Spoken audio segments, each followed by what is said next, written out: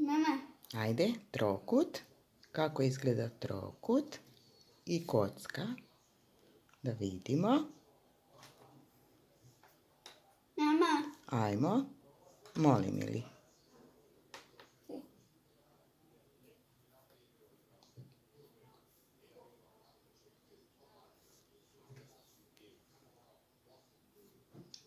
Bravo. Bravo.